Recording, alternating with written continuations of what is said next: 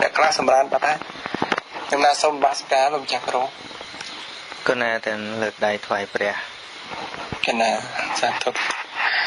ចឹងខ្ញុំគណៈសូមប្រកេនសំណួរថ្មីហើយនឹងរតនីលោកម្ចាស់គ្រូដើម្បីឆ្លើយនៅសំណួរចាស់ផងនិងបន្ថែមសំណួរថ្មី2ទៀតក្នុងរាត្រីនេះខ្ញុំណាត់ទទួលតែ2ទេចឹងសំណួរទី1គាត់សួរថាបុគ្គលមិនជឿលើការសរសេរគម្ពីរបត្រៃបិដកហើយក៏លើកឡើងថាកុំជឿគម្ពីរបត្រៃបិដកព្រោះគេសរសេរឡើងដើម្បីរកប្រាក់ទេចឹងគាត់សួរថាតើអ្នកយល់ដូច្នេះឈ្មោះថាមិច្ឆាទិដ្ឋិដែរឬទេហើយបើមានមិច្ឆាទិដ្ឋិនោះតើមិច្ឆាទិដ្ឋិនោះមានកម្រិតប៉ុណ្ណាដែរកម្រិតណាដែរសំណួរទី2គាត់សួរថាទានមិនប្រកបដោយធម៌ចំពោះបុគ្គល3ចំពោះចាតី3ចំពោះព្រះសង្ឃ3តើយ៉ាងណាហើយក្នុងការបូជាបច្ច័យ3មានសេចក្តីថាការបូជាចេតិយណាគួរតែឧទ្ទិសដៅចំពោះចេតិយនោះបើសិនជាបូជាចំពោះចេតិយណាហើយនឹកដល់ចេតិយដទៃឈ្មោះថាមិនប្រកបដោយធម៌តើមានអត្ថន័យសេចក្តីយ៉ាងណាចឹងសំណួរ2ថ្មីនេះខ្ញុំណាសូមប្រកេនហើយនឹងសូមរតនាលោកម្ចាស់គ្រូដើម្បីបានប្រទាននៅពធណាសូមរតនានិមន្ត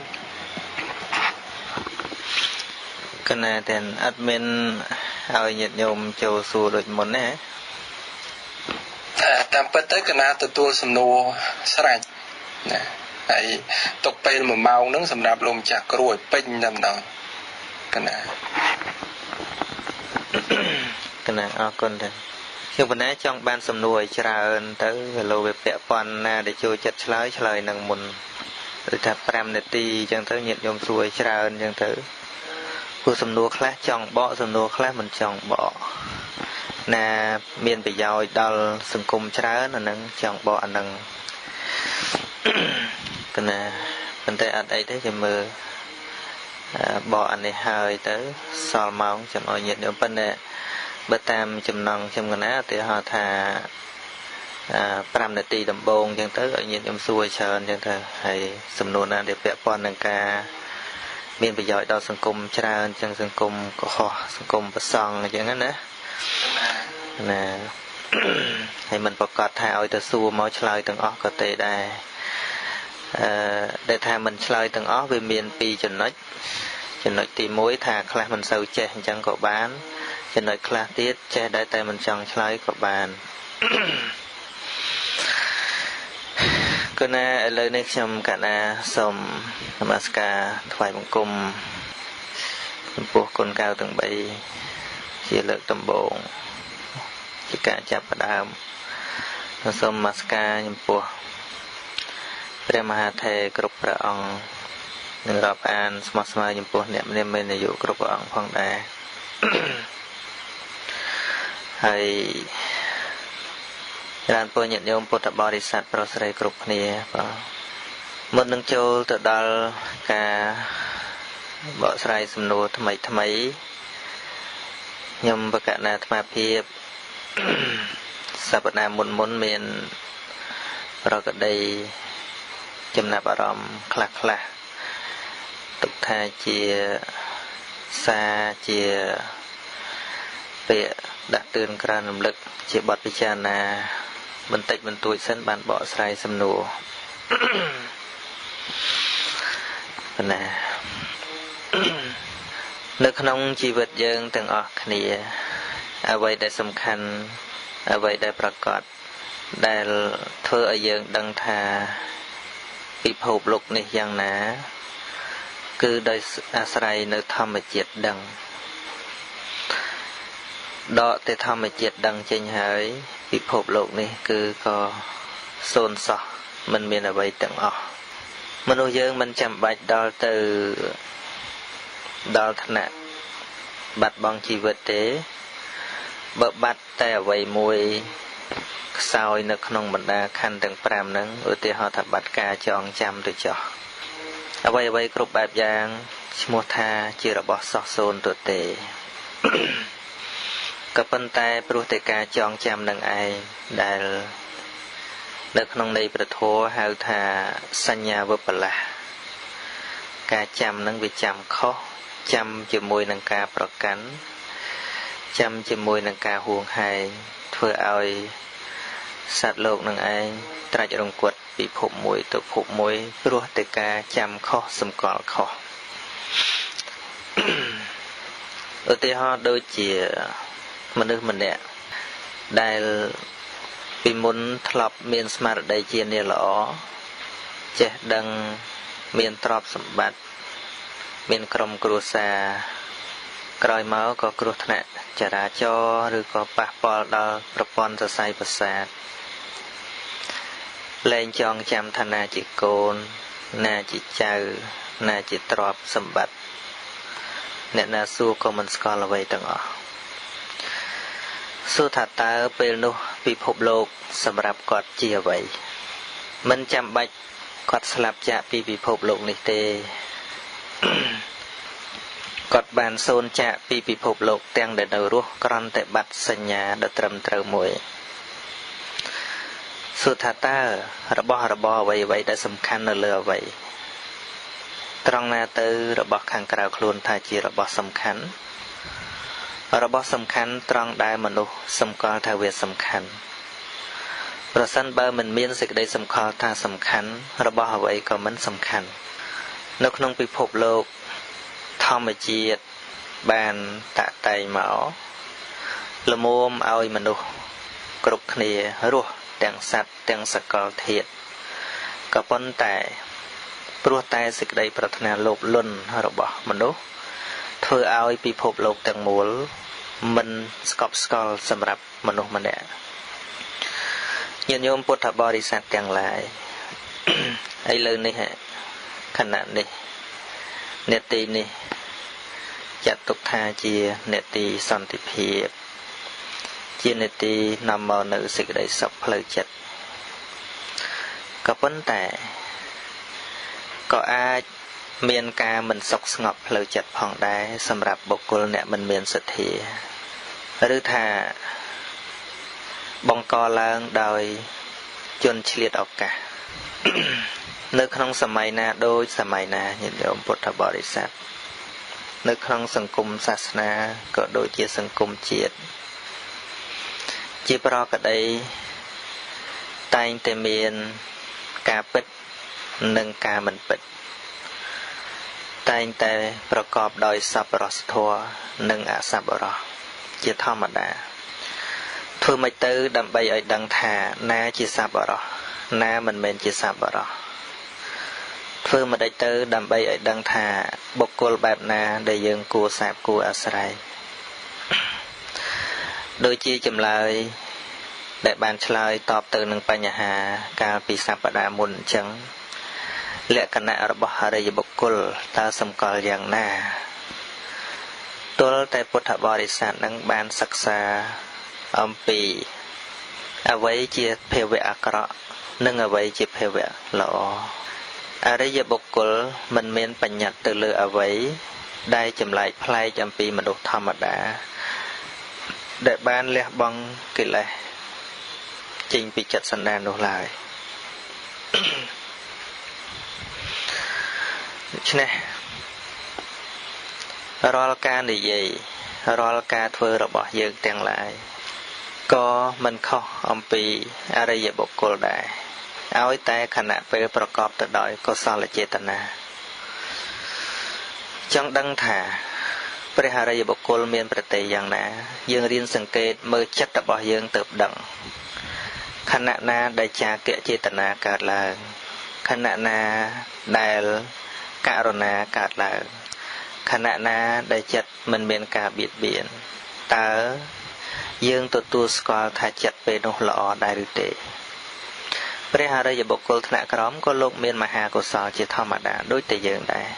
តែអ្វីដែលយើងខុសពីព្រះអរិយបុគ្គលគឺត្រង់ដែលកិលេសវានៅច្រើនវាឆាប់រលុបបាត់នៅបុណ្យកុសលនឹងចេញពីចិត្តសន្តានចឹងអរិយបុគ្គលគ្មានជាបុគ្គលប្លែកចម្លែកធ្លាក់ពីលើមេឃទេជាមនុស្សធម្មតា ដែលក្រន់តែជំរះសន្តានចិត្តនឹងបានស្អាតតែប៉ុណ្ណោះឯងឥឡូវនេះខ្ញុំប្រកាសណាសូមបើកមើលសំណួរដែលសល់ពីសប្តាហ៍មុនលោកុត្តរធម៌9អ្វីខ្លះបករួចហើយលក្ខណៈសម្គាល់អរិយបុគ្គលនិយាយហើយធัวកើតឡើងមិនរងចាំកាលនិយាយហើយឃើញនៅមាន3ចំណុចសួរអំពីមានចិត្តបាបរូបដែលកើតអំពីឧត្តៈហើយនឹងធម៌មានឧបការៈច្រើននឹងដែលសល់ពីសប្តាហ៍មុនមានចិត្តបាបមានន័យយ៉ាងណាន័យត្រង់ហើយមានចិត្តបាបចិត្តវាមិនល្អហៅតែចិត្តបាបហ្នឹងបាបបាលីថាអាក្រក់ទាំងអស់មាន5ចំណុចមួយចំណុចពាក់ព័ន្ធជាមួយនឹងសត្វជាមួយនឹងបុគ្គលបញ្ញត្តិ4ចំណុចទៀតពាក់ព័ន្ធនឹងធម៌សត្វមានចិត្តបាបអានឹងខ្ញុំកណាអាត្មាមិនអ្នកដែលស្ដាប់នឹងមិនបាច់សួរផ្ចាញ់ថាបើនឹងមាននៅឯនេះនៅឯនោះដែលជួបពីកាលណានឹងមិនបាច់សួរចឹងទេឆ្លើយមុនតែហ្មងទៅថាមិនដែលជួបទេណានឹងថាតាមគម្ពីរទៅចុះថាតាមគម្ពីរទៅចុះហើយសួរថាខ្លួនឯងនឹងជឿទេណាហើយមកប្រាប់គេអញ្ចឹងវារមិចដែរថានឹងជឿមិនជឿស្រេចលើអ្នកស្ដាប់ទៀតមិនមែនខ្ញុំកណាអាត្មាថាឲ្យជឿទេមាននឹងគឺនៅឋានទី6ពុទ្ធកាមសុគតិ7ទេវតា6ហ្នឹងនៅជាន់ទី6ឈ្មោះបរនិមិតវសវតីតែថាស្ដេចមេនឹងឈ្មោះអីឈ្មោះហ្នឹងតាមឋានហ្នឹងឯងដែលហៅថាក្នុងធម្មបទអីហ្នឹងក៏ឃើញតែហៅថានៅមានបរនិមិតវសវតីអញ្ចឹងហើយបញ្ជាក់ថាឈ្មោះចនឈ្មោះកាសបៀអីហ្នឹងក៏មិនបានបញ្ជាក់អញ្ចឹងទេថាទេវបុត្រមាននៅបរនិមិតវសវតីមានប្រកដីរំខានពីព្រោះនៅត្រឹមឋានទី6ហ្នឹងនៅមានបំណងប៉ងប្រាថ្នាច្រើនជាងនៅពពួកព្រំនៅមានឆន្ទរិយកៈនៅមានចំណងនៅមានចង់បាននូវភាពខ្ពង់ខ្ពស់តកានឹងខ្លាំងដែរម្ល៉េះហើយចង់ចេះទេចង់ថាឲ្យតឋានក្រមអញគឺត្រូវតែទៀបជាងអញទាំងអស់អញ្ចឹងឯងដែលវាមិនសុខចិត្តឲ្យព្រះអង្គលើសនោះរឿងហ្នឹងវាអញ្ចេះបានជាកើតឲ្យទេវបុត្រនឹងឯងរករឿងរករាវព្រះសម្មាសម្ពុទ្ធដល់ទៅរករឿងរាវរាវព្រះអង្គអញ្ចឹងទៅក៏ឲ្យឈ្មោះថាមេមិនមានឈ្មោះមេអញ្ចឹងតែហ្មងទេហ្នឹងហើយមេហ្នឹងក៏បើតាមពិតនោះមេហ្នឹងសពថ្ងៃមិនចិត្តអាក្រក់ទីទេចិត្តល្អហើយនៅពេលដែលធ្វើបុណ្យឆ្លងបច្ច័យដី 84000 នៃប្របាទធម្មមេសោកបានកសាងនៅក្នុងពុទ្ធសករាជជាង200ឆ្នាំហ្នឹងបានមករករឿងរកហេតុទៀតបានព្រះឧបគតថេរៈហ្នឹងផ្ចាញ់ចាប់ចងនឹងភ្នំអស់7ឆ្នាំជាងរួចទៅក៏នឹកឃើញគុណរបស់ព្រះសម្មាសម្ពុទ្ធហ្នឹងថាសូម្បីតែសាវករបស់ព្រះអង្គហ្នឹងអស្ចារ្យដល់ប៉ុណ្ណឹងទៅហើយចុះតម្រាំតែពុទ្ធនោះខ្លាំងប៉ុណ្ណាទៅបើព្រះអង្គញុះអញបន្តិចហ្នឹងងាប់បាត់ហើយប៉ុន្តែព្រះអង្គមិនដែលតបតអីសោះក៏ជ្រះថ្លាជាមួយគុណព្រះអង្គទៅក៏ប្រាថ្នាកសាងបារមីឲ្យបានជាព្រះសម្មាសម្ពុទ្ធអញ្ចឹងមានហ្នឹងក៏ជាប្រពោធិសត្វដែរតែមានហ្នឹងមិនដែលបានសម្លាប់ពីណាមួយទេថាអាក្រក់ហ្នឹងដូចជាមិនដែលឃើញបានសម្លាប់ពីណាម្នាក់ទេគឺគ្រាន់តែរំខានមិនចង់ឲ្យពីណាលើសខ្លួនតែប៉ុណ្្នឹងឯងហើយដែលព្រះសម្មាសម្ពុទ្ធព្រះអង្គទ្រង់មិនបានធ្វើអីមាននឹងខ្លាំងខ្លាគឺព្រះអង្គដឹងថាអនាគតមាននឹងក៏បានជាពុទ្ធមួយអង្គដែរប៉ុន្តែលោកធម៌គ្រប់សង្កត់ទៅមនុស្សយើងនឹងវាជាតែផ្ដេសផ្ដាស់អញ្ចឹង hay vẽ quan nâng rương đấy sầm nô đại cả na cà ri cam thị bàn lược làng bánh bánh thân nè kháng mình chưa bạch đọ mình chưa ấy ăn thom mà đa chẳng đâu về để còn ta miền sệt thế với thơ thì mình chưa chẳng đâu tôi không mới quạt chứ có về một cả đôi miền nâng chẳng còn đằng thà bụi miền nâng là o thế về ở đặc rõ thế phần là khả nạn đây về vùng về khả nạn đây về lụa vùng về nâng sầm bát luôn ấy nó có plơ mà plate chẳng đại tới việc thom mà đa sum bay tôi chỉ môi chỉ vứt bỏ ông to lắm còn chẳng đại đến chẳng mà tham mà đưa dân đăng bắt tô này nè vì bắt tô ọt cao đó nè mà mình nuốt can là ngốn can là lên trâu bắt tô bữa can là thưa cái đó can là oi anh nè vì anh miền trâu khăng sọp cái này để vậy ọt đăng ấy máu đôi anh mình không màu trâu đôi còn mình đưa để lọp sợi tệ chẳng dân rồi tập can mình đưa lọp sợi tệ nó vừa dân vừa lơ hà lọp sợi tệ năng từ tiền vì pro ta mình nước miền cha tự thay ha tha tự thay bờ bả chân bài cua đó nữa hay tập can nước cha tự thay can là chọp vậy ra vì pro khné về cha tự thay đấy ba về chẳng cua ta nó đã sâu khné bàn lọ nè nâng hay chơi tọp từ chỉ môi mình nô ọt chưa nó đang từ về mấy ở chưa vì miền tập si diêm bẩn vô lô mới sắc xa từ chẳng ai hay có sắc xa tôi vô từ mình vô còn đằng thôi mạch đai năng về chỉ đường thầm mà đàn chăng vì pro presama samput nâng sầm đai màu nâng có khmer mình được na chết từ chưa tầng ở đai hay có khmer mình được na chết từ vô tầng ở đai sầm mai bộ put nâng còn nơ tầm bên này ở chưa chăng phải chỉnh cha cả đôi phụ để cron phụ ấy nơ ta sa chương càng và trang pre là hột nó ấy nâng pre nơ phong hay tầm rồi mà lỡ pre ọt nơ phong nâng mình được cái càng dạng mấy vậy nâng chỉ mùi nâng dương cục này nó có chẳng đôi tật này nè mình được dương riêng vui đó ở che hà tây on nâng kia này vậy cọ bị luôn ấy thì nâng can để che hà bữa thà che trầm tại tây on nâng kia xa nâng ở toàn che để bên đâu bị yếng á bữa che tây on nâng ca xa tôi để che tây on nâng ca tình tìaแต่บันมันตรีออนในการนั่นเตี้ยตัวเลยกรมตรีออนจะมวยการศึกษานั่งบันไปเล่นไปเองนั่งจังไปตุบขณีไอเรื่องใบดอกนั่งอย่างนายยังตัวไปโยนในอดชื่อนั่งเอาโยนถ้าใบดอกเช่นกับปีนั่งเป็นเช่นปรับเนี่ยไม่ปรับเป็นโยนดอกเนี่ยมันโยนเนี่ยมันชื่อดอมชื่อคังเนี้ยนั่งเยอะก็หยาบได้คือโปรตการนั้นมันตอนดังไปอดดังmình đắng cứ mình đắng vào đời chẳng ai được xem cả nào mà phiền vì muốn bên đại hiền an bị đỏ nó cái thà an bị đỏ tôi chuột nó riêng bị thòm bị chuột mình hiền thế cả mới cả bị nằm cầu vùng pần lại đấy nằm cầu vùng pần nó lọp chỉ là bị phồng pính từ Siem Reap sạ nơi khai của vùng thông mình đang thở sọc na mình đang thở stone mình đang thải na thế cả nó khơi cái pi bậy đọ thom nơiក្នុងtu dân tử ngọtการนั่งเรียนปลายทอมบอดปลายมงคลไอ้ได้เนาะเป็นได้อัดได้มือใบดอกอัดเมียนใบดอกไอ้นามือไอ้สู้จิตามันเนี่ยนั่งเลยกอดเลยจามบอดนั่งสู้ทางลูกตาอันนั่งเลยเผาไอ้ทอมไหมก็ทานนั่งปัตไตรใบดอกนั่งเลิกลือเปียปัตไตรใบดอกนั่งเลิกดำโบงอะไรนั่งปีมุ้นลือแกหาใบดอกcái hà cha bảy đọ nó lọp lư hay cầm pi bạc trai bảy đọ nó lư lơ cầm bốn lại năng tại chẳng nhầm cả na tham nó có xua to từ tiết chó bảy đọ nó sập hầu nó cái tục thuệ tục ọt riến tục trắng ý thua nó là tôi riến thua bỏ bè rồi hòn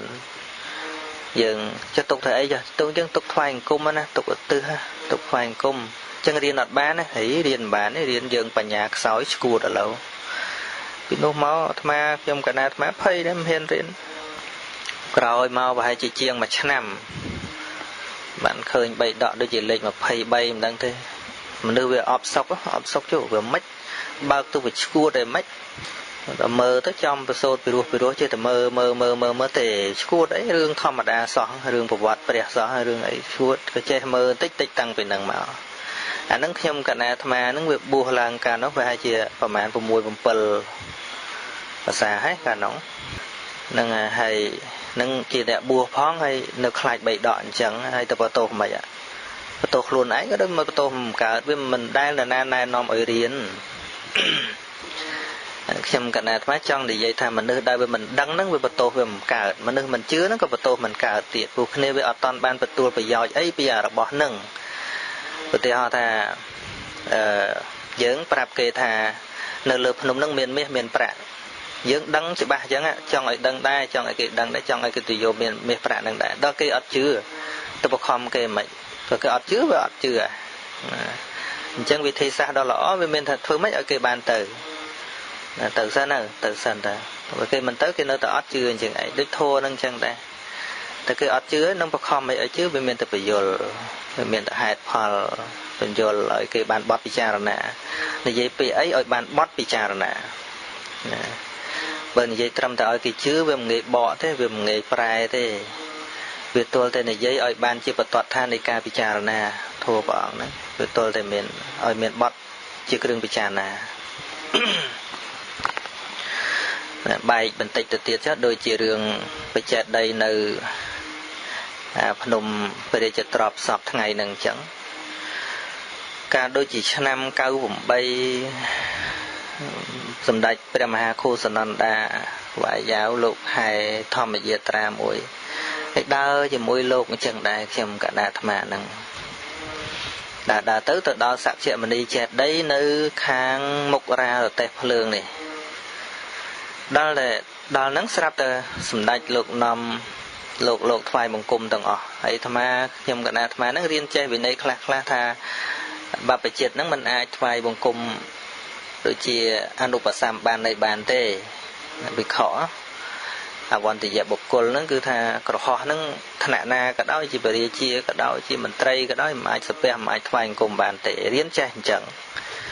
ដល់ទៅឃើញលោកថ្វាយបង្គំបច្ចេកដីហ្នឹងហើយមិនដឹងថានឹងជាធាតុរបស់ព្រះសម្មាសម្ពុទ្ធទេអត់ដឹងទេ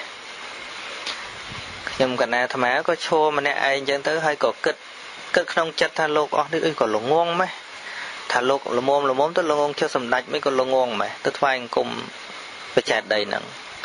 ព្រោះប្រែតាមពាក្យសក្យប្រែតែស្ដេចមុនីប្រែតែអ្នកប្រាជ្ញចេះប្រែអញ្ចឹងដែរស្ដេចអ្នកប្រាជ្ញស្មានតែស្ដេចកុហករហូតអត់មានអ្នកណាប្រាប់ទេមិនមានអ្នកណាប្រាប់ទល់តែសោះរហូតដល់សម្ដេចតានេះសម្ដេចតាប្របីតាជាតិយើងហ្នឹងធ្វើបច្ចេកដីនៅអត្តរៈដង្ហែពីរារទេសភ្លើងនឹងមកប្រកាសថាជាព្រះបរមសារីរិកធាតុបានភ្ញាក់ខ្លួនថាគេអ្នកថ្វាយបង្គំកាលនោះគេអត់ល្ងងទេល្ងងតែម្នាក់ឯងឈួរអត់ថ្វាយបង្គំនឹងគេកាលនោះគិតថាខ្លួនឯងចេះគេនោះសិតតែអត់ចេះទាំងអស់ភ្លើទៅថ្វាយបង្គំអញ្ចឹងណាយល់ខុសខ្លួនឯងដល់ពេលឃើញដង្ហែព្រះសារីរិកធាតុពីនោះទៅដល់អត្តរៈបានដឹងថាល្ងងម្នាក់ឯងគាត់តែមកអានឹងមកពីអីថាមកពីអត់ដឹងមិនដឹងថាជារបស់មានតម្លៃហើយសពថ្ងៃសួរថាប្រជាជនខ្មែរយើងមានប្រមាណអ្នកដែលដឹងថា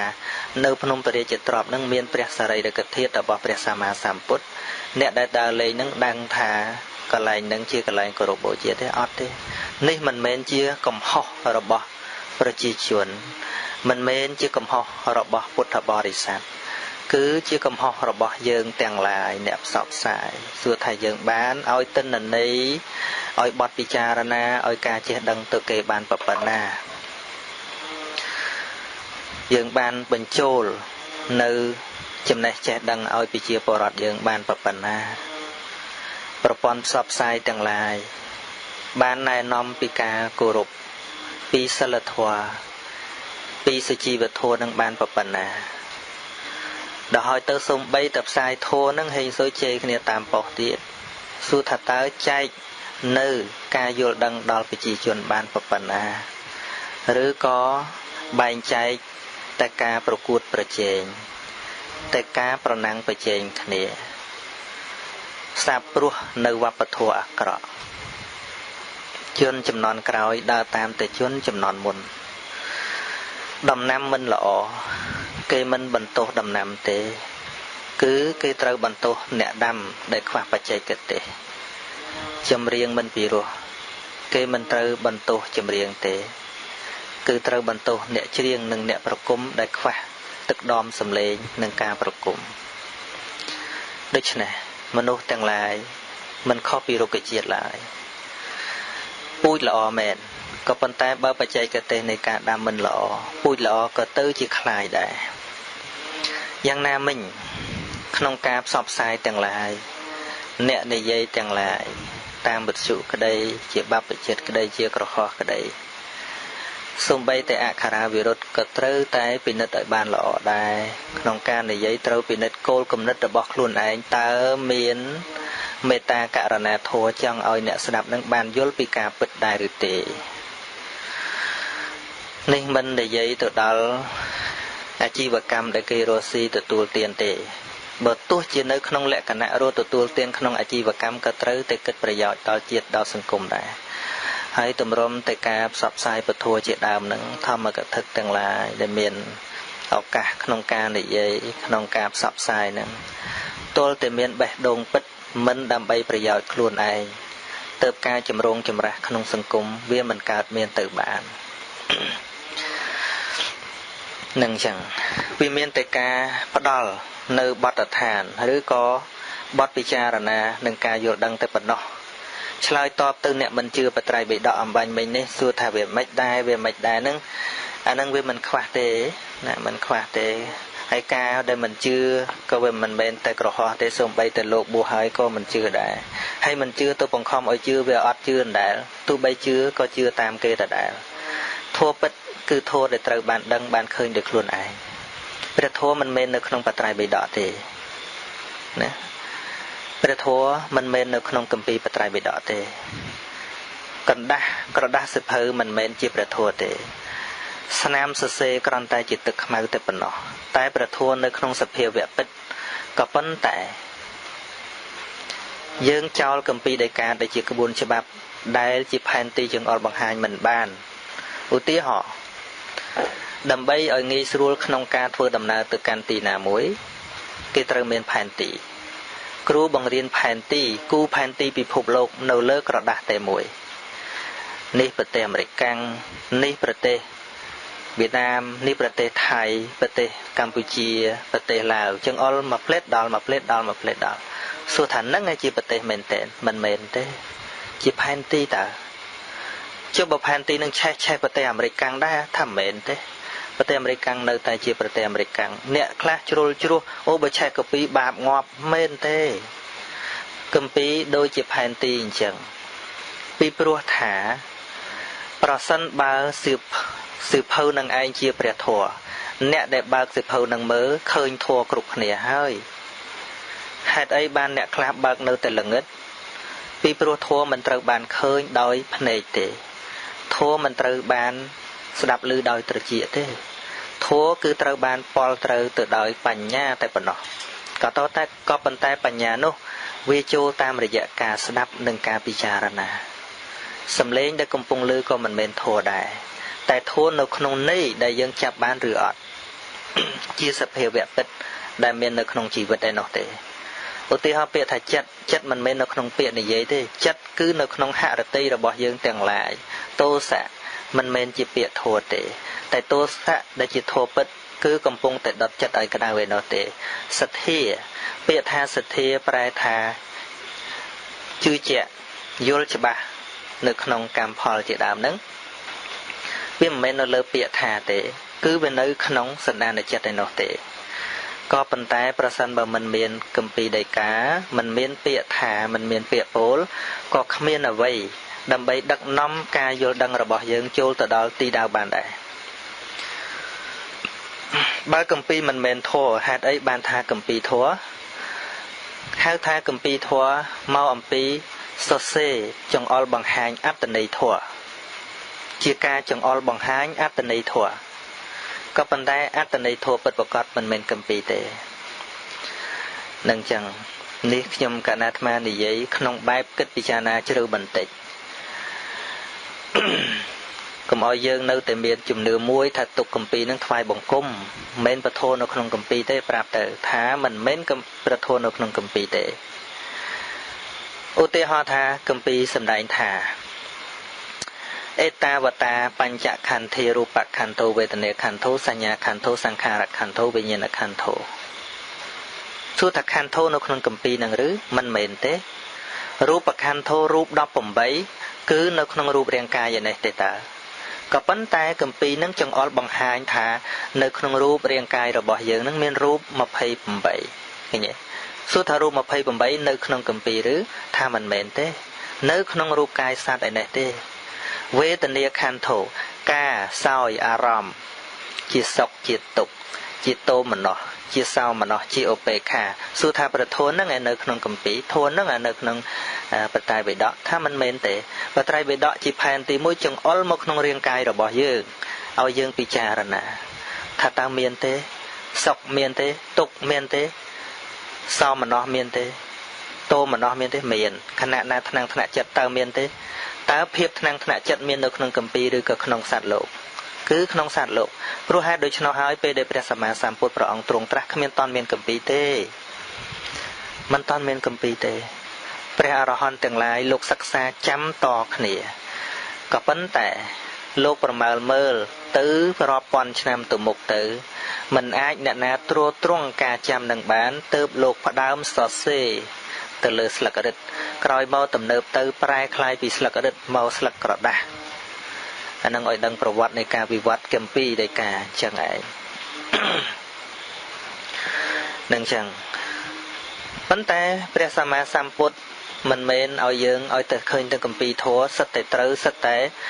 ជឿបានតែជួនកាលធម៌ត្រូវបើយើងយល់ខុសក៏នៅតែខុសដដែលឧទាហរណ៍នៅក្នុងវិន័យមួយកន្លែងដែលព្រះសម្មាសម្ពុទ្ធព្រះអង្គសម្ដែងថាឧត្តរឆម្បច្ចវេចាហិនៅក្នុងសិក្ខាបទមួយដែលព្រះអង្គសម្ដែងថាភិក្ខុសម្ដែងធัวដល់មេតុក្រាមលើសពី 2-3 ម៉ាត់ឡើងទៅត្រូវអាបត្តិបាចិត្តយៈសួរថាយើងយល់ថាម៉េចអញ្ចឹងនិយាយ 2-3 ម៉ាត់អាត្មានិយាយ 4-10-20 ម៉ាត់ឬក៏100 ម៉ាត់មកហ្នឹងមិនត្រោះតោងាប់ទៅហើយទេអីអានេះយើងត្រូវសិក្សាអត្ថកថាទៀតនៃចង្អុលបង្ហាញថាទៅ 2-3 ម៉ាត់នៃពាក្យថា 2-3 ម៉ាត់ហ្នឹងលើសពី 5 ឬ 6 ម៉ាត់ហ្នឹងតើមានន័យយ៉ាងណាម៉ាត់ហ្នឹងមានន័យយ៉ាងម៉េចចឹងបាននៅក្នុងបៃដកទាំង3ព្រះវិន័យជ្រៅដោយកិច្ចប្រសូតជ្រៅដោយអត្តហើយនឹងព្រះអភិធម្មជ្រៅដោយសភាវៈណាសុទ្ធតែជ្រៅទាំងអស់នរណាថាប្រសូតរៈក៏មិនត្រូវថាវិន័យរៈក៏មិនត្រូវដែរថាអភិធម្មរៈក៏មិនបានជ្រៅប៉ុន្តែវាជ្រៅដោយឡែកវិន័យជ្រៅដោយកិច្ចប្រសូតជ្រៅដោយអត្តគឺសេចក្តីនឹងឯងណាឧទាហរណ៍ពាក្យព្រះអង្គសម្ដែងអញ្ចឹងទូរាំងកមាំងឯកសរាំងអសរិរាំងឯកចរាំងអសរិរាំងគុហាសយ៉ាងឯកចរាំងចិត្តជាធម្មជាតិត្រាច់ទៅតែឯងយើងយល់ថាម៉េចបើយើងអត់សិក្សាពីអត្តរបស់ពាក្យហ្នឹងឥឡូវយើងថាតាមពាក្យព្រះថាតាមគម្ពីរថាប៉ុណ្ណឹងប៉ុន្តែសួរតែយល់ថាម៉េចឯកចរាំងនឹងប្រាច់ទៅតែម្នាក់ឯងមិនមែនមានន័យថាត្រាច់ទៅចេញពីចិត្តនឹងទៅឯណាទេពីព្រោះធម្មជាតិចិត្តមិនដែលចេញពីរាងកាយទេដូចជាភ្លើងអញ្ចឹងភ្លើងដែលវាឆេះភ្លើងមិនដែលចេញអំពីទីដែលវាឆេះទេអំពូលភ្លើងឧទាហរណ៍វាមិនដែលភ្លើងនឹងចេញពីអំពូលនឹងទេក៏ប៉ុន្តែវាអាចជះពន្លឺបានឆ្ងាយត្រាច់ទៅតែឯងទូរាំងកមាំងត្រាច់ទៅកាន់ទីឆ្ងាយទៀតពាក្យថាត្រាច់ទៅកាន់ទីឆ្ងាយក៏វាអត់មានចេញពីខ្លួនទៅហើយបើយល់ថាចេញពីរូបរាងកាយទៅខុសបដ ாய் ថាតាមពាក្យព្រះតែអត់យល់ពាក្យព្រះអង្គឃើញទេនឹងថាតាមគម្ពីរក៏ប៉ុន្តែការយល់វាអត់ត្រូវតាមអ្វីដែលជាសភាវៈពិតពាក្យថាត្រាច់ទៅកាន់ទីឆ្ងាយមានន័យថាវាដឹងអារម្មណ៍ឆ្ងាយដឹងរឿងឆ្ងាយឧទាហរណ៍ថាយើងគិតអំពីជើងមេឃគិតអំពីឋានព្រះច័ន្ទគិតអំពីឋានផ្កាយមានចិត្តទៅដល់នឹងឯណាក៏ប៉ុន្តែវាដឹងរឿងឆ្ងាយគិតរឿងឆ្ងាយបានដូចជាអំពូលភ្លើងវានៅភ្លើងឆេះនៅក្នុងពិលក៏ប៉ុន្តែវាជាពន្លឺទៅបានឆ្ងាយក៏ប៉ុន្តែសួរថាតើភ្លើងនោះវាមានចេញទៅទេអត់ទេភ្លើងវានៅក្នុងអំពូលវាគ្រាន់តែជាពន្លឺតែប៉ុណ្ណោះយ៉ាងណាមិញ ពាក្យទាំងឡាយសូម្បីតែយើងនិយាយតាមគម្ពីរសូត្រតាមគម្ពីរក៏ដោយក៏ប៉ុន្តែបើយើងមិនយល់ពុតបំណងក៏គឺជាមិច្ឆាទិដ្ឋិនឹងឯងណាមិនមែនបានន័យថាអ្នកជឿគម្ពីរឲ្យអស់មានមិច្ឆាទិដ្ឋិទេអ្នកជឿគម្ពីរបើកាលណាមិនយល់សភាវៈក៏នៅតែមានមិច្ឆាទិដ្ឋិអញ្ចឹងឧទាហរណ៍ថាធ្វើបន់ឧទ្ទិសបន់ចំពោះវិញ្ញាណក្ខន្ធអញ្ចឹងសួរថាមានប្រមាណអ្នកដែលយល់ពីរឿងហ្នឹងប្រូក្រាមទាំងឡាយសរសេរអត់តន់ត្រូវផងហ្នឹងហើយសុទ្ធតែជាអ្នកធ្វើបន់ហែបៃដកប៉ិនសួរថាក្នុងទំព័រនៃបត្រៃបៃដកទាំងឡាយតើព្រះសម្មាសម្ពុទ្ធមានដែលបង្រៀនយើងឲ្យឧទ្ទិសចំពោះវិញ្ញាណក្ខន្ធទេអត់ទេ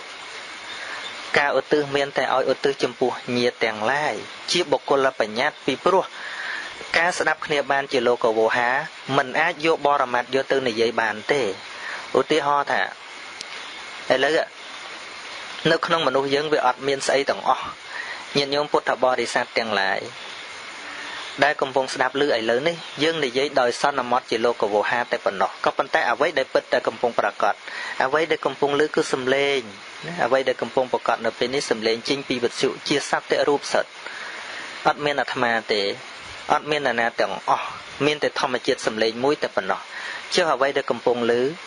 ញាតិញោមនៅកំពុងស្ដាប់និយាយដោយសន្មតថាខ្ញុំកំពុងស្ដាប់ខ្ញុំកណាកំពុងស្ដាប់បើមិនមែនខ្ញុំកណាតើនរណាទេ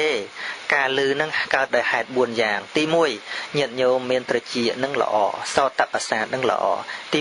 2មានចេតនាបងអោនចង់ស្ដាប់ណាជាចេតនាបងអោនចង់ស្ដាប់មនសិការៈមិនចេតនាទេសំទោសមានមនសិការៈបងអោនចង់ស្ដាប់ហើយនឹងមានសម្លេងប្រកបឡើងសម្លេងហ្នឹងវាមកកាន់កន្លងត្រចៀកហ្នឹងហើយម្យ៉ាងទៀតវាមានអាកាសគឺវាលំហទំនេរដែលវាមិនស្ទះអីដែលសម្លេងហ្នឹងអាចមកដល់ត្រចៀកបានឃើញទេអញ្ចឹងធម្មជាតិឮហ្នឹងវាកើតឡើងដោយធម៌ប្រជុំគ្នា4ហ្នឹងសួរថានរណាអ្នកស្ដាប់ថាអត់មាននរណាទេសោតវិញ្ញាណអត់មាននរណាទេសោតវិញ្ញាណក៏កើតឡើងទទួលសម្លេងហ្នឹងនឹងអញ្ចឹងដូច្នេះនៅក្នុងគម្ពីរដីកាទាំងឡាយមិនប្រកាសថាឲ្យតែជាគម្ពីរសុទ្ធតែត្រូវទេណាទោះបីយើងសូត្រគម្ពីរមួយចប់ក៏ដោយក៏ប៉ុន្តែបើយើងមិនយល់អត្ថន័យគម្ពីរហ្នឹងក៏នៅតែមិនបានការដូចគ្នានឹងមនុស្សម្នាក់ដែលសូត្រសិភៅពេទ្យទន្ទិញតាមសិភៅពេទ្យក៏ប៉ុន្តែមិនចេះផ្សំថ្នាំមិនចេះមិនយល់ថាតើត្រូវប្រើយ៉ាងណាឲ្យបានជាប្រយោជន៍វានៅតែលើពាក្យសម្ដីដដែលនឹងចឹងខ្វះអីអ្នកឆ្លោះគ្នាដោយសារគម្ពីរខុសគ្នាខ្ញុំរៀនមកអញ្ចេះរៀនទៅអញ្ចោះប៉ុន្តែសួរថាតើគោលបំណងនៃព្រះសម្មាសម្ពុទ្ធនោះព្រះអង្គឲ្យរៀនដើម្បីទាស់គ្នាឬព្រះអង្គឲ្យរៀនដើម្បីប្រកាន់មានអ្នកឬមិនមែនទេការសិក្សានាំមកនៅសេចក្តីសុខសេចក្តីចម្រើនទល់តែមិនមានការឆ្លោះប្រកែកទាស់ទែងគ្នាទោះបីជាមានវាទៈខុសគ្នាក៏និយាយដើម្បីសម្របសម្រួលគ្នាថាតើណាគួរយកបានណាមិនគួរយកបានជាធម្មតាធម៌វិន័យនេះមិនបាត់ទៅណាទេញាតិញោមពុទ្ធបរិស័ទទាំងឡាយក៏ប៉ុន្តែយូរទៅមនុស្សសិក្សាធម៌ជ្រៅលែងយល់ចូលចិត្តធម៌រយៈចូលចិត្តសិភៅសាមញ្ញធម្មតាចូលចិត្តសរសេរសម្រាយធម្មតាចូលចិត្តកំណាព្យកាបឃ្លោងធម៌មែនតែនលែងរៀនអស់យូរទៅគង់តែបាត់ទេឥឡូវញាតិញោមពុទ្ធបរិស័ទទាំងឡាយបើកាលណាសូត្រធម៌មានដែលសូត្រសភាវៈធម៌ឲ្យយល់អត់ទេសប្ថ្ងៃបើបានកាបឃ្លោងវិញ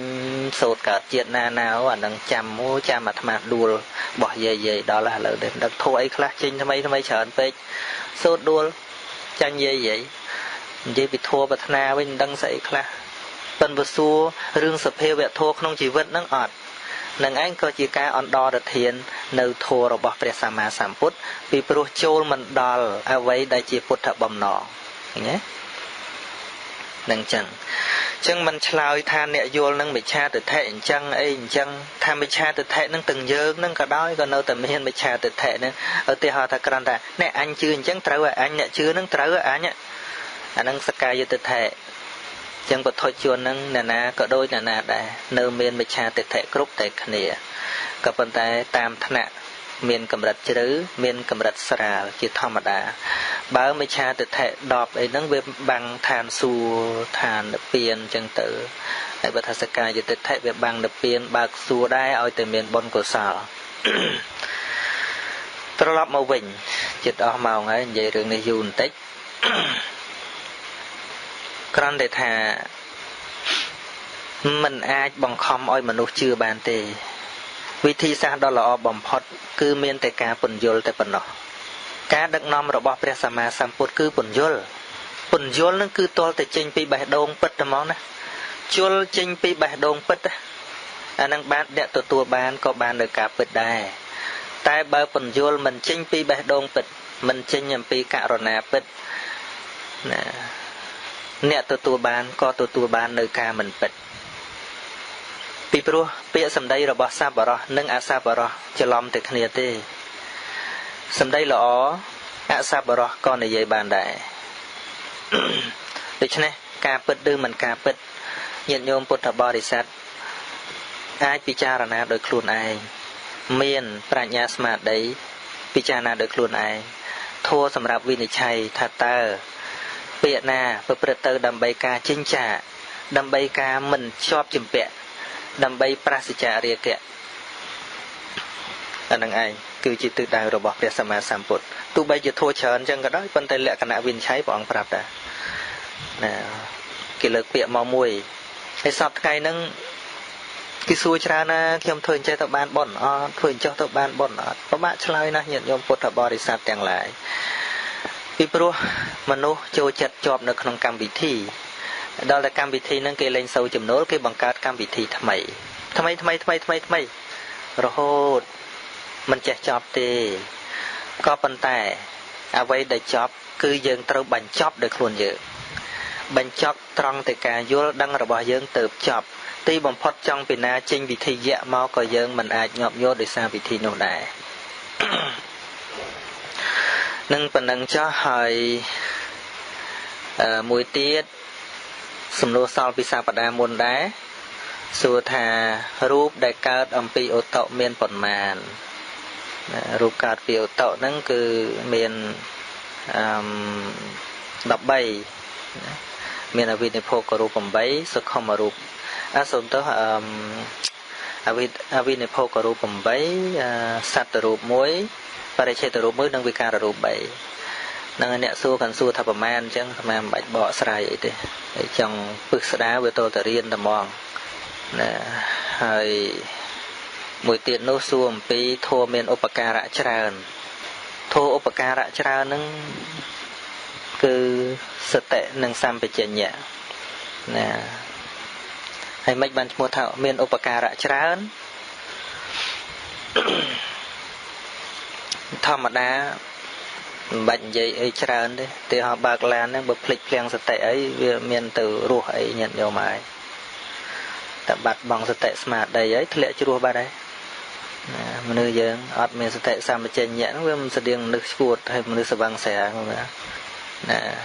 ធัวទាំងឡាយហ្នឹងវាចូលនៅក្នុងសតិហ្នឹងមានឈ្មោះហៅច្រើនណាស់ហៅថាអបមាទធัวក៏បានដែរនរណាមានសតិស្មារតីនៅនោះឈ្មោះថារស់នរណាបាត់បង់សតិស្មារតីឈ្មោះថាងាប់បាត់តែហ្មងអបមាទោមជ្ជណោបទាំងសេចក្តីមិនប្រមាទមិនធ្វេសប្រហែសនឹងឯងគឺជាឈ្មោះនៃសេចក្តីមិនស្លាប់បមាទោមជ្ជណោបទាំងហើយបុគ្គលអ្នកប្រមាទហ្នឹងទុកណាជារស់ក៏ដូចជាងាប់ទៅហើយវាអត់មានបានប្រយោជន៍អីទេ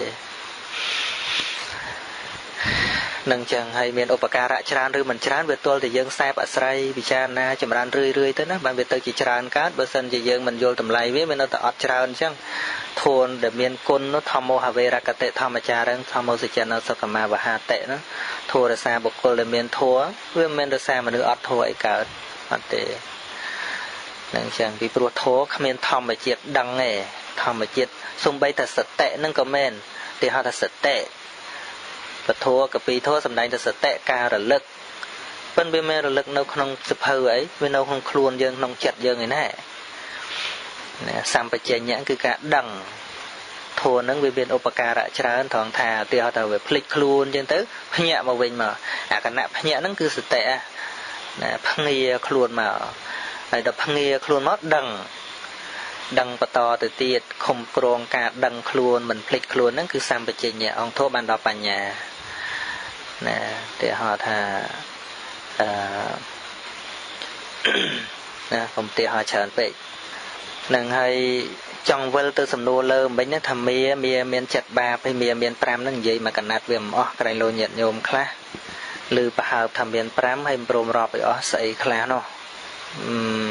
tìm mối ban để dây hỡi nè miên chặt ba hay khang na rọp môn khang na rọp cõi mình chăm mấy vấn đề thật chăm pram nâng mà chấm nói tiết mua tha khăn thẹ mía khăn thẹ mía khăn thẻ mê nâng cứ bạn đó tu ru cái nâng tu chỉ vật nâng nâng bờ nệm chạy thả khăn pram nâng sẽ tê vậy bịa thua thả rú về tình ý sẽ nhá sang kha vì nhiên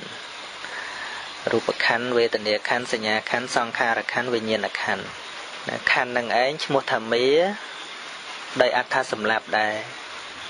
ca cạt lần này khăn nâng cứ chỉ ca cạt lần này tục nâng tầm mỏng chẳng ban thà mình nữ đại nơi này nâng chỉ vật này men tên nơi này nâng khăn này men tên khơi tô khăn men tên á vô bịa thà bịa na chỉ nè bằng cao chỉ vật này máu việc so tao mong bịa nâng việc so giờ ngọt trong cao bao phó hay sạp tập cao mọi tục lùm bạc chư chả chỉ đi krom kia ngọc cruột nè mà ngay vô rope thúc mình ban đôi xa tại khăn này ai nạt thẻ khăn thẻ sama tục hà tục na mà đôi khăn nâng mình miền mà đôi chỉ vượt nâng mình miền không phải chạy xem một bát trong cõi xì đây sau sắc xua tục tôm mà nó họ pa ra xạ tục cướp bạc ca tông chỉ điệp chia thêm mà nè thạc cả một pi tầm muối đấy cứ một pi chia cứ cả lần này khăn này ai chẳng bơ sân chỉ miền việt tẹt thà pre na chỉ nè bằng cả chỉ vượt này ói pre nâng mê bạc ca tục ao tầm mỏ ăn miền trời cải thế là bon chẳng nhưng còn dây ở kết phong thế bởi việc khăm yên nâng bệnh giấy bị vót đã tục việc khăm yên ấy thế tục được cắt nâng cứ chiết nâng ấy bữa tiết họ thì dương cao một sọc máy cao tục nó sọc máy cái này bây giờ ở cao mau ban một cao tục ấy mùi khăm máy nâng khăm máy cỏ khăm máy bạ khăm máy nâng cái chi tròn ấy trên cho bên một cao tục ấy chỉ mùi nè hay bữa cao sọc phải với tục sọc phải đấy nó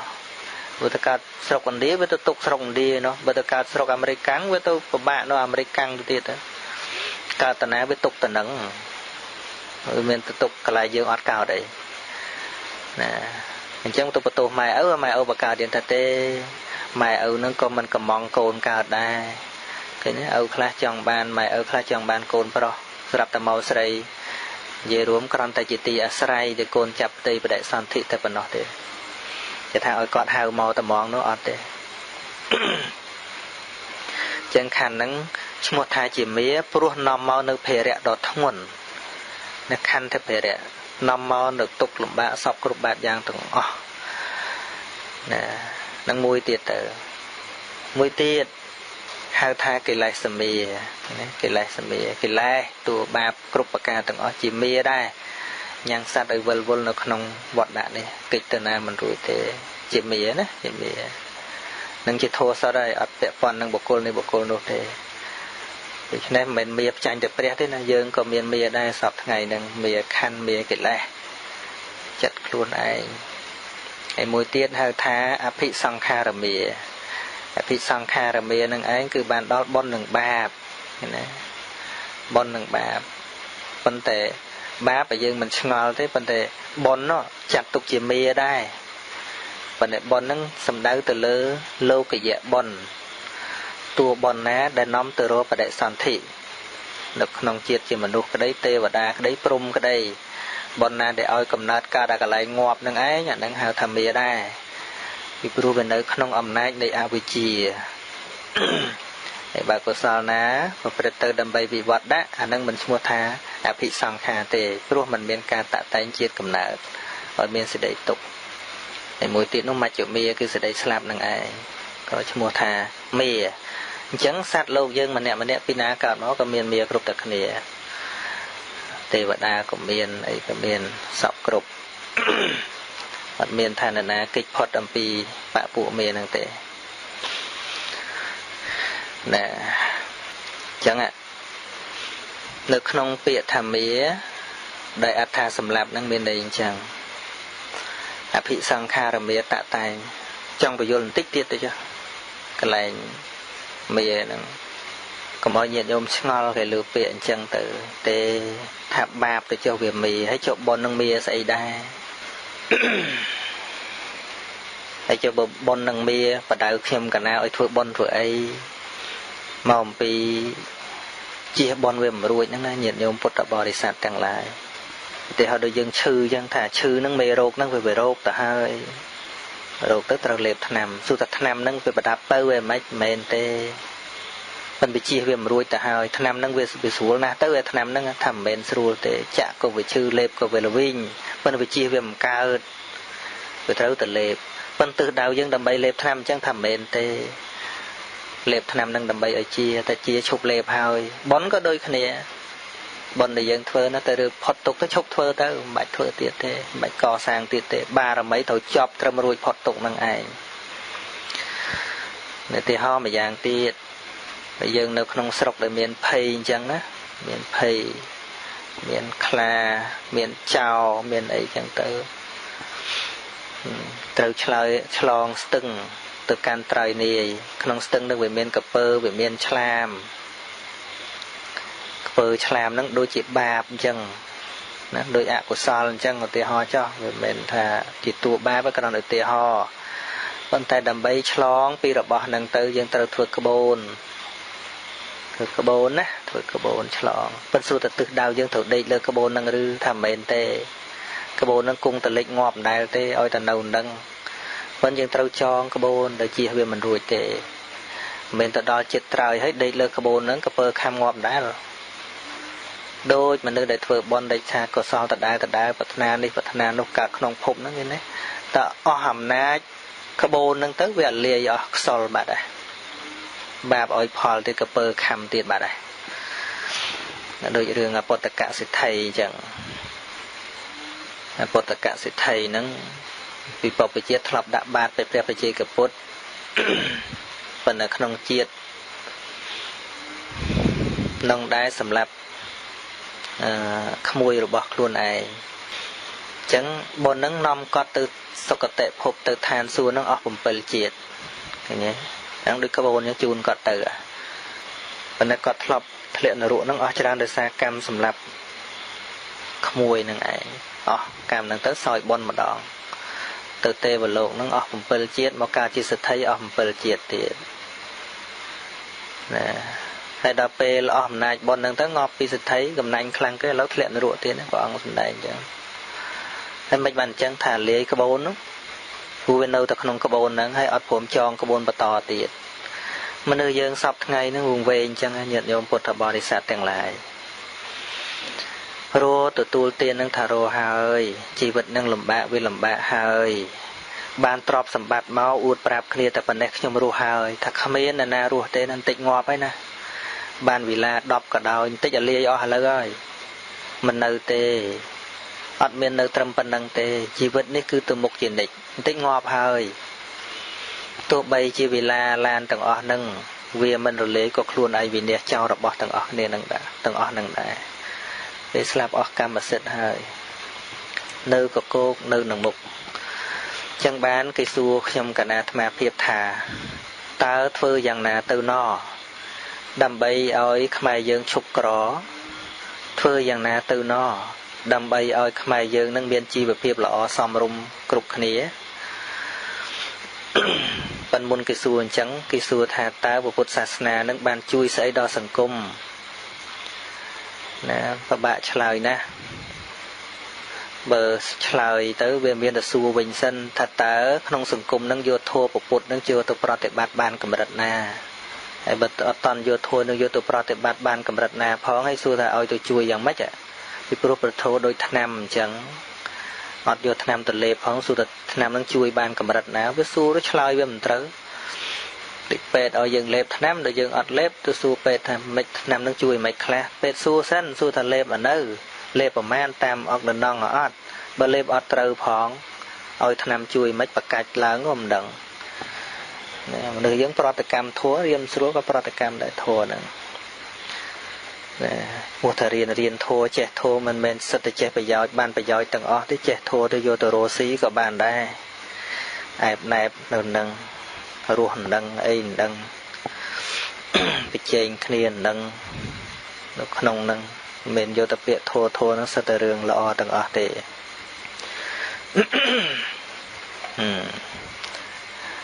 ហើយធ្វើមិនទៅណធ្វើមិនទៅណហ្នឹងវាពិបាកនិយាយធ្វើមិនទៅណវាទល់តែមនុស្សហ្នឹងវាមានធัวប៉ុន្តែសួរថាមិនទៅមានធัวវាទល់តែស្គាល់ធัวហ្នឹងជាស្អីអញ្ចឹងមិនថាបើធម្មកថាយើងទាំងឡាយកែប្រែពីការសម្ដែងតែឲ្យរឿងជឿអានិសង្ឃមកពិចារណាឲ្យបានច្រើនវិញទៅធัวនឹងជ្រាបចូលក្នុងចិត្តបានរឿងទេសតែរឿងអានិសង្ឃនឹងដូចហួសសម័យហើយមនុស្សយើងឥឡូវនេះត្រូវសម្ដែងអំពីបទពិចារណាឲ្យបានច្រើនវិញទៅល្អពីព្រោះធัวត្រូវចាប់បានដោយសទ្ធានិងបញ្ញាហើយមនុស្សរាល់ថ្ងៃ90% កាលណានិយាយពីការធ្វើបុណ្យអានិសង្ឃចង់បានជាតិក្រោយឯណោះអត់យល់ពាក្យថាបុណ្យនាំមកនៅសេចក្តីសុខអាពេលធ្វើហ្នឹងណាអត់ព្រមយល់ហើយអត់ព្រមយល់កុំបន្ទោសពុទ្ធបរិស័ទអ្នកទេសហ្នឹងទេសតែនិយាយពីធ្វើបុណ្យហ្នឹងទៅបានប្រមាណកាប់នោះអាឡៃមើលអត់ឃើញអាចិត្តបច្ចុប្បន្នដែលអប់រំឲ្យស្អាតនេះមិនព្រមអត្ថាធិប្បាយមិនព្រមពន្យល់ថាតើបុណ្យស្អាតហ្នឹងស្អាតត្រង់ណាម្ល៉េះហើយយើងឃើញមនុស្សអាត្មានិយមច្រើនមែនទែនណាធ្វើបុណ្យហ្នឹងក៏ចង់ឲ្យអញបានបុណ្យច្រើនជាងគេដែរបើនិយាយពីហេកឋិនចង់ឲ្យទៅមុខគេទៀតហើយមិនដឹងបុណ្យតាណាវាចិត្តអាក្រក់សឹងអីហេកឋិនដាក់ត្រៃធំមួយអាណាទូលច្រឡំតិចខឹងជេរបចោដូចនេះវាអត់យល់វាចង់បានតែអានិសង្ឃក៏កើតទេវតានោះអារឿងចិត្តល្អចែករំលែកគ្នានៅឥឡូវនេះអត់ព្រមពន្យល់អត្តនោសន្តានងបណាតិសោធេតិតិបញ្ញាណាជំរះសណានចិត្តឲ្យស្អាតសិនស្អាតទេពេលធ្វើហ្នឹងពន្យល់អាកន្លែងនេះវិញជាការពិតហើយបង្រៀនមនុស្សឲ្យធ្វើស្រែក៏ប៉ុន្តែមិនឲ្យមនុស្សទន្ទឹងចាំតែផ្លែទុំមកដល់ទេគឺឲ្យមនុស្សថែរក្សាស្រូវដែលទៅតែស្ទូងនេះឯងឲ្យបានល្អមើលទឹកមើលជីឲ្យល្អយ៉ាងណាមិញអ្នកធ្វើបុណ្យដែលបាច់យល់ដោយល្អគឺត្រូវថែរក្សាចិត្តថ្លើមពេលដែលធ្វើនឹងឲ្យល្អទាំងពេលដើរពេលដេកពេលអង្គុយគ្រប់អរិយាបថទាំងអស់មិនមែនល្អតែពេលទៅវត្តទេអញ្ចឹងបានជាថ្ងៃមុនខ្ញុំកណាអាត្មាទៅតកែវនិយាយម្ដងទៀតចុះគេប្រកាសថាចែកដីឲ្យប្រជាជនអ្នកក្រទីបំផុតអ្នកក្រមែនទែនមិនបានទេដីនោះវាសម្បូរជនឆ្លៀតឱកាសហើយទាំងក្រុមគ្រួសារសាច់ញាតិរបស់ខ្ញុំកណាអាត្មាហ្នឹងក៏មានបំណងទៅអញ្ចឹងដែរបងអូនខ្ញុំកណាអាត្មាក៏មានបំណងដែរជំនុំគ្នាឲ្យអស់ឮជំនុំគ្នាមួយយប់ព្រឹកឡើងបានមកសួរយោបល់ខ្ញុំកណាអាត្មាសួរថាលោកបងកណាគួរទៅទេបើទៅបានអត់ពួកគេទៅគ្រប់តែគ្នាខ្លះគេមានផ្ទះ2ជាន់គេនៅតែទៅយកដែរហើយជួលឡានហើយទៀតខ្ញុំកណាអាត្មាក៏ណែនាំប្អូនថាប្អូនណាអូនស្ដាប់បានទេគេប្រកាសចែកគឺចែកដីឲ្យអ្នកក្រអីគឺក្រដីធ្វើណាប្អូនក្រអត់មានកន្លែងនៅក្រអត់មានដីធ្វើស្រែណាគេប្រកាសអញ្ចឹងដីនឹងជាដីរបស់អ្នកក្រទេ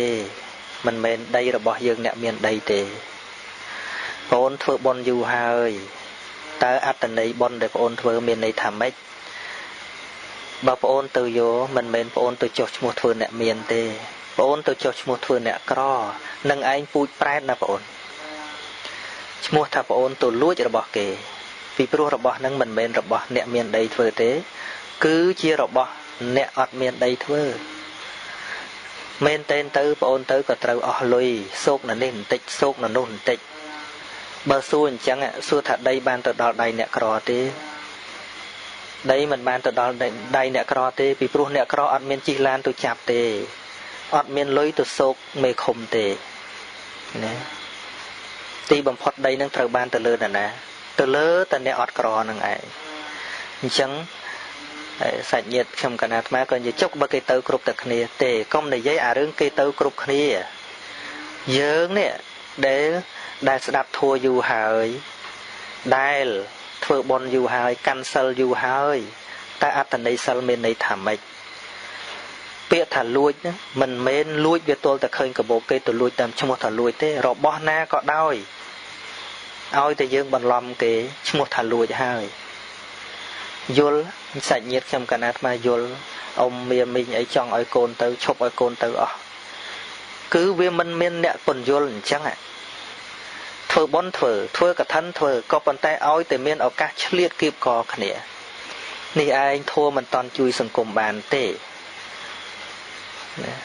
ហើយអ្នកខ្លះនិយាយថាធัวហើយនៅសង្គមវាខុសគ្នាបរោស៊ីកុំគិតសង្គមធ្វើការកុំគិតធัวនឹងឯងហើយធัวរបស់ព្រះសម្មាសម្ពុទ្ធមិនមែនទៅទេសឲ្យឆ្កែស្ដាប់ទេមិនមែនទៅទេសឲ្យឆ្មាស្ដាប់ទេគឺឲ្យមនុស្សស្ដាប់ហើយមនុស្សហ្នឹងក៏មិនមែនមនុស្សងាប់ដែរគឺមនុស្សរស់ហើយមនុស្សហ្នឹងក៏មិនសំដៅមនុស្សអត់ការងារដែរគឺមនុស្សដែលជាសសរទ្រូងនៃជាតិហ្នឹងឯងណាខ្ញុំកណាអាត្មានិយាយជាមួយបងប្អូនទាំងឡាយជាជីដូនមួយក្តីជាបងបង្កើតក្តីនៅទីនោះថាណែបងអូនណាឥឡូវបងអូនមិនតន់ធ្វើជាអ្នកធំទេមិនតន់បានធ្វើមេភូមិមេឃុំទេជាប្រជារាស្ត្រប៉ុណ្ណឹងមានគំនិតមិនល្អស្អាតប៉ុណ្ណឹងទៅហើយទៅដណ្ដើមដីអ្នកអត់ប៉ុណ្ណឹងទៅហើយចូលតម្រាំទៅបងអូនឯងមានការងារធ្វើត្រូវឲ្យគេធ្វើកន្លែងចែកដីហ្នឹងទៅបងអូនឯងកេងចំណេញពីគេប្រមាណទៅទៀតឲ្យលោកបងនេះសង្ឃឹមថាតើអ្នកទាំងអស់គ្នានឹងថ្ងៃក្រោយទៅជាសសរទ្រូងនៃជាតិចែករំលែកដល់ប្រជាជនបានទេនឹងជាធម៌ហើយណាបងអូនធម៌ចែករំលែកធម៌មេត្តាករុណាឥឡូវបងអូនគិតថាទៅហើយបែរជាមិនទៅវិញលោកបងអហើយបងអូនសប្បាយចិត្តចោះថាបងប្អូនទៅបានមិនថាមិនបានទេក៏ប៉ុន្តែគ្រាន់តែតាំងចិត្តមកវិញថាដីហ្នឹងពី3ហត្តាដែលត្រូវបានហ្នឹងបើអញទៅបានប៉ុន្តែអញមិនទៅទេអញទុកឲ្យអ្នកក្រអញទុកឲ្យមនុស្សជនជាតិរបស់អញឈ្មោះថាបងអូនបានលះបង់ពី3ហត្តាធ្វើជាទានបាត់ហើយមិនបាច់ទៅលើកជូនទេក៏ប៉ុន្តែចេតនាវានៅខាងក្នុងឯនេះណាចេតនាវានៅខាងក្នុងឯនេះនឹងចឹងចឹងពន្យល់អំពីអត្តន័យពាក្យថាធัวនឹងលំបាកណាសពថ្ងៃបើយើងនៅតែទេសត្រឹមតែធ្វើនេះទៅបានអានិសង្សទៅកើតឯនេះធ្វើទេបុណ្យនេះទៅបានអានិសង្សទៅកើតឯនោះសង្គមយើងនឹងដុនដាបកាន់តែខ្លាំងហើយពីព្រោះមនុស្សវាអត់បានជ្រាបធัวមែនទែនជាកិច្ចប្រតិបត្តិក្នុងជីវិតប្រចាំថ្ងៃដើម្បីឲ្យបានប្រយោជន៍បច្ចុប្បន្នអត់បានធัวមិនកាត់បង់ប្រយោជន៍ទាំងពីរទេគឺប្រយោជន៍បច្ចុប្បន្ននិងប្រយោជន៍បរិលោកប្រយោជន៍ខ្លួនឯងនិងប្រយោជន៍អ្នកដទៃនឹងចឹងពយល់ចឹងយល់បងប្អូនយល់ស្ដាប់ទៅយល់អ៊ំអីម្ដាយធំអីក៏ថាខ្ញុំកណាគិតថាទៅប្រាប់កូនឲ្យទៅយល់ដែរប៉ុន្តែឥឡូវយល់ហើយបាបហ្នឹងឥឡូវកុំមិនទៅទាំងអន់ចិត្តឲ្យយល់ខ្លួនឯងយល់ថាម៉េចណាយល់ថាម៉េចត្រង់ចំណុចហ្នឹងពេលដែលទៅយើងឥឡូវគិតតាមធัวទៅទៀតគិតធัวតទៅទៀតយើងទៅចុះឈ្មោះថាអ្នកក្រយើងអត់ចង់អត់ចុះឈ្មោះថាអ្នកមានគេចែកឲ្យទេយើងទៅដល់ចុះឈ្មោះធ្វើអ្នកក្រឥឡូវនេះសន្តានវាក្រលហាមទៅហើយណានេះឯងគឺជាពូជប្រែតប្អូនកើតជាតិណាប្រែតហើយកើតមកវិញក្ររហូតតែមកអញ្ចឹងដល់ចុងបញ្ចប់ខ្ញុំកណាអាត្មាភាពឆ្លើយទៅនឹងសំណួររបស់អ្នកសួរថាតើធ្វើមិនដេចទៅដើម្បីឲ្យប្រជាជនខ្មែរយើងឈប់ក្រដើម្បីប្រជាជនខ្មែរឈប់ក្រទល់តែអ្នកមានព្រមធ្វើជាចិត្តអ្នកមានទាំងឡាយព្រមធ្វើជាអ្នកមានទទួលស្គាល់ថាខ្លួនឯងជាអ្នកមានបើអ្នកមានទាំងឡាយនៅតែទទួលស្គាល់ថាខ្លួនឯងក្រលហាមទេនោះអ្នកក្រក៏រឹតតែសម្បូរមិនបាននិយាយអញ្ចឹងឧទាហរណ៍ដល់រដូវចូលឆ្នាំក្តីដល់រដូវភ្ជុំបិណ្ឌក្តីនិយាយពីឡាននោះឡើងថ្លៃឡានឈ្នួលឡានក្រុងឡានអីឡើងថ្លៃឡើងថ្លៃធ្វើបាបណាធ្វើបាបប្រជាជនអ្នកក្រនឹងឯងគេហៅថាឆ្លៀតឱកាសជន់កដកស្លាប ហើយបានចំណេញទៅធ្វើកឋិនមួយមិនរួចខ្លួនទេពីព្រោះការឡើងថ្លៃមិនមែនឡើងថ្លៃយកលុយពីអ្នកមានទេគឺគៀបសង្កត់កសិករកម្មការិនីដែលទៅកាត់ដេរសន្សំលុយបានបន្តិចបន្តួចត្រូវទៅលេងបងប្អូននៅឯស្រុកសិស្សសានុសិស្សនិស្សិតរៀននៅទីក្រុងទៅលេងបងប្អូនឃើញទេសិតតែទៅគៀបសង្កត់ពីអ្នកក្រទាំងអស់អញ្ចឹងបានជាខ្ញុំកណាអាត្មាភាពនិយាយថាចង់ឲ្យខ្មែរជប់ក្រទល់តែអ្នកមានព្រមធ្វើអ្នកមានកុំធ្វើអ្នកលហាមតទៅទៀតទៅអ្នកក្រខ្លាយជាអ្នកមានដែរគឺប្រពៃណីនៃការចែករំលែកបើមិនចោះក៏ត្រឹមតែថាតម្លៃល្មមហ្នឹងក៏បានដែរនឹងគ្រាន់តែជាជ្រុងមួយនៃសង្គមតែប៉ុណ្ណោះឥឡូវសួរថាតើធម៌ហ្នឹងបានចូលទៅដល់សង្គមហ្នឹងហើយនៅថាទេធម៌ហ្នឹងចូលមិនតាន់ទៅដល់ទេហើយតែជាមួយញាតិញោមពុទ្ធបរិស័ទហ្នឹងមិនដឹងថាចូលហើយនៅផងពីព្រោះធ្វើបុណ្យអីបញ្ហារបស់គាត់នៅតែសួរថាតើធ្វើអញ្ចឹងបានអានិសង្សប៉ុន្មាន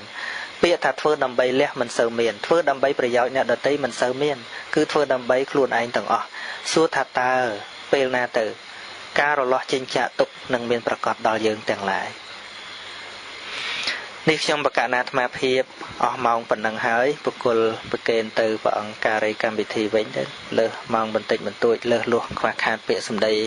ត្រង់ចំណុចឯណានេះមួយមិនសមយ៉ាងណាសូមអនុគ្រោះអភ័យទោសការនិយាយនេះគឺដើម្បីប្រយោជន៍រួមទាំងអស់គ្នាចេញពីចិត្តបរិសុទ្ធគ្មានបំណងរំអាក់រំខានឬក៏បៀតបៀនអ្នកណាម្នាក់ឲ្យមានសេចក្តីទុក្ខសោះឡើយគូបង្គួរសូមអភ័យទោសហើយនឹងសូមគោរពថ្វាយបង្គំលានិងចម្រើនពរលាណាសាធុអរគុណលោកម្ចាស់គ្រូដែលបានធ្វើការអធិប្បាយក៏ដូចជាឆ្លើយនៅសំណួររបស់ញាតិញោមពុទ្ធបរិស័ទយ៉ាងក្បោះក្បាយសម្រាប់ពុទ្ធបរិស័ទយើងគ្រប់រូបកណ្ដាលគុំចាស់គ្រប់ព្រះអង្គបានស្ដាប់និងពិចារណានៅក្នុងក្រសែព្រះធម៌ដែលព្រះគុណម្ចាស់លោកម្ចាស់គ្រូបានបកស្រាយមកហើយខ្លឹមសារសំខាន់ដែលលើឲ្យបានឃើញនៅធម៌ពិតនៅក្នុងជីវិតប្រចាំថ្ងៃរបស់យើងសារៈសំខាន់ណាញាតិញោមជាទូទៅច្រើនតែចង់ដឹងអំពីអានិសង្សរបស់បុណ្យតែរឿងដែលត្រូវប្រតិបត្តិដើម្បីជាប្រយោជន៍ដល់ទលំទលាយសម្រាប់ជនទូទៅមិនសូវជាបានគិតគូរទេណាហើយឥឡូវពេលវេលាហ្នឹងទៅតាមសំគួរដោយលោកម្ចាស់គ្រូបានលើកឡើងមកបងលើកហើយចឹងខ្ញុំគណៈអាត្មាភាពហ្នឹងក៏មិនបានថែមអីច្រើនទេគ្រាន់តែអរគុណនិងសូមអនុមោទនាបុណ្យអំពីលោកម្ចាស់គ្រូដែលបានធ្វើការអធិប្បាយនិងពិពណ៌នាបញ្ជាក់បញ្យល់នៅក្នុងព្រះធម៌យ៉ាងក្បោះក្បាយសម្រាប់រាត្រីនេះសូមអរគុណហើយសូមលើកបុណ្យកុសលទាំងឡាយទាំងពួងប្រគេនគុំចាស់គ្រប់ព្រះអង្គញាតិញោមពុទ្ធបរិស័ទសាមគ្គជនទាំងក្នុងនិងក្រៅប្រទេសទាំងអស់បានអនុមោទនាចំណែកបុណ្យធម្មទាននេះបានគ្រប់ព្រះអង្គគ្រប់គ្នាសូមអនុមោទនាខ្ញុំគណៈអាភិភាពវណ្ណចិន្តាសូមនមស្ការថ្វាយបង្គំលានិងចម្រើនពរលា